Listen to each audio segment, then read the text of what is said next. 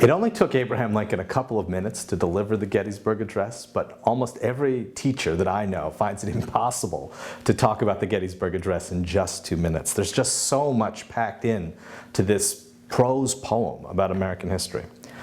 So let me try to be brief, but I'll start with something that's obvious, which is when you think about the Gettysburg Address, you need to focus on the author and the audience. In this case, the author is the President of the United States in the fall of 1863, speaking at the dedication of the Soldiers' National Cemetery in Gettysburg, Pennsylvania. It's months after the great battle of the war, but the war continues. And in the fall of 1863, the election season, the state election season, has passed, and now people are anticipating the upcoming presidential and federal elections in 1864, and they need to hear from the president about how to endure in the war. Now, the audience at the cemetery, over 10,000 people, had come to see the dedication of this sacred place, but I think the audience that Lincoln was intending to reach is much broader than that. The reading audience of the North in particular, who are wondering what will happen in the upcoming year and who will lead the ship of state. Now, when you begin this address, of course, the opening is so famous, 4score and 7, but any good student must realize that did not come to Lincoln out of the blue, and it wasn't something that came easily to him.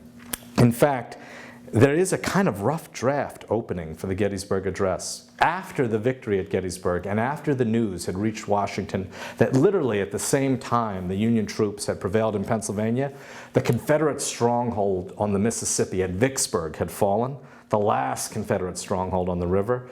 The news compelled the president to speak off the cuff, extemporaneously. It's called a response to a serenade that Lincoln offered in July of 1863. And this is what he said.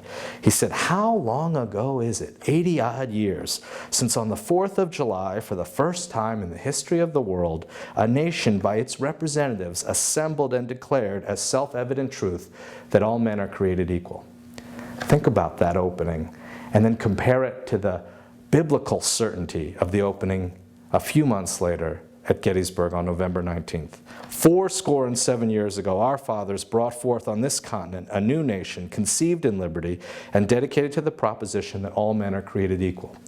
Same idea, different prose. The uncertainty of the initial response to the victories, how long ago is it, has now become the biblical certainty. This is the example that we can use best to show a writer revising. And what Lincoln is doing here with his metaphors, our fathers who brought forth a nation conceived in liberty and dedicated to the proposition that all men are created equal, is a concept of organic birth, a living nation built around or created around its ideals. Now we are engaged in a great civil war, Lincoln writes, testing whether that nation or any nation so conceived and so dedicated can long endure. We are met on a great battlefield of that war. Not the great battlefield, but a great battlefield. Lincoln, as much as he respected the sacrifices at Gettysburg and as much as he appreciated the triumph, he also considered it to be a missed opportunity, and he was worried that the Union Army had not managed to capture Lee's army after Gettysburg. He says, "We have come to dedicate a portion of that field as a final resting place for those who here gave their lives, that the nation might live. It is altogether fitting and proper that we should do this." Simple language, simple structure. Lincoln began in the past, he's now switched to the present, and he will end his speech in the future. He writes, "But in a larger sense, we cannot dedicate, we cannot consecrate, we cannot hallow this ground. The brave men, living and dead, who struggled here have consecrated it far above our poor power to add or detract. The world will little note nor long remember what we say here, but it can never forget what they did here." Everyone always comments about how untrue that was. Of course, we have long noted what Lincoln said there on that day. And I think Lincoln suspected that might be true, but he was using a framework as a reminder to the people who would be reading this speech of their remaining work. And this is what he is going to describe next. He says, "It is for us the living rather to be dedicated here to the unfinished work which they who fought here have thus far so nobly advanced." This might be the thesis sentence of this short speech. The unfinished work is what Lincoln is focusing his audience on and what he's reminding them they must accomplish. It is rather for us to be here dedicated to the great task remaining before us, that from these honored dead we take increased devotion, that cause for which they gave the last full measure of devotion, that we here highly resolve that these dead shall not have died in vain, that this nation, under God, shall have a new birth of freedom, and that government of the people, by the people, for the people, shall not perish from the earth. Now, this closing is full of echoes and references that sometimes can be lost to the modern audience, but were alive for the audience of 1863.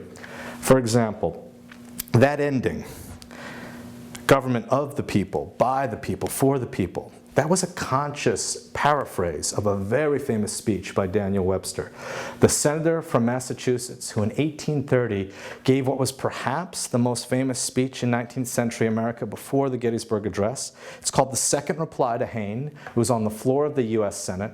It's a speech where Webster talked about liberty and union, now and forever, one and inseparable. These are the patriotic words that echoed in every American's mind, and now Lincoln is invoking them because in that same speech, Webster said this: "It is, sir, the people's Constitution, the people's government, made for the people, made by the people, and answerable to the people." Lincoln, according to his law partner, read and reread that speech in the newspapers and loved and admired it like most Americans. And now he is invoking it at the end of his speech. When Lincoln talked about a new birth of freedom, he's also evoking the memories of the men, the young men who sacrificed. And in this case, he might be evoking a specific young man named Bayard Wilkinson, whose father, Samuel Wilkinson, was a reporter for the New York Times, who wrote a stirring dispatch about the battle that he wrote next to the body of his dead son on July 4th, 1863, after he discovered that his eldest born had died on the first day of the battle. And at the end of this stirring dispatch, Sam Wilkinson had written for the New York Times, "O you dead at Gettysburg, who have baptized with your blood a second birth of freedom in America, how you are to be envied." That second birth of freedom in America, as part of the Wilkinson dispatch, is probably what Lincoln is evoking here. We can't prove these things necessarily. Lincoln doesn't talk about them, but he knew the Wilkinsons. The story was incredibly well known. And regardless of Lincoln's exact intentions, one thing is clear about a great writer like Abraham Lincoln. In a short speech like this, 272 words, 10 sentences, the reason why it packs such weight and punch is because it evokes the memories of Webster and Wilkinson and others. The language is the language borrowed from the King James Bible and the Common Book of Prayer, from the great speeches of American political history, and from the recent thrilling dispatches from war correspondents. The structure is past, present, and future. The imagery is about the civic religion of America. There are no specifics here. This is not a policy speech, and it's not the typical memorial. Lincoln doesn't mention any of the heroes by name. He doesn't mention the word Union or Confederate or slavery or emancipation. In some ways, it's an abstract speech, but it doesn't feel lifeless or abstract because it is so evocative. And that's one reason why we need to read it closely and try to recapture some of the power of the speech that has endured in ways that probably nobody expected. I think there is a myth about this address that Lincoln thought it didn't scour well. But the truth is he worked hard on it, and you can tell from July of 63 until November of 63, he revised it, worked on it, plotted it. And then, of course, he kept revising and plotting it in the way that only he could do. The text of the Lincoln's Gettysburg Address that we have on the Lincoln Memorial is actually probably not the text that he delivered at Gettysburg on November 19th. It comes from a revised text that he had prepared about a year afterwards. Lincoln actually kept fixing the text of the address for up to a year after he delivered it. Small corrections, but one of the most notable differences between the speaking texts that we have, and there's some debate about which one he used, and the final text that he prepared as copies, the one that's on the wall of the memorial, is that the phrase "under God," that this nation under God shall have a new birth of freedom, that phrase "under God" was added in the later drafts. Lincoln wanted it there, but he didn't have it there at first. And that opens up the final element of analysis here, which is, to what is Lincoln appealing as the higher power that's motivating all Americans? Is it God, morality? Is it patriotism? Is it a belief in the universal liberty and equality of man? Or is it about democracy, government of the people, by the people, for the people? This is what scholars debate, and this is what students need to decide for themselves when they read this document closely.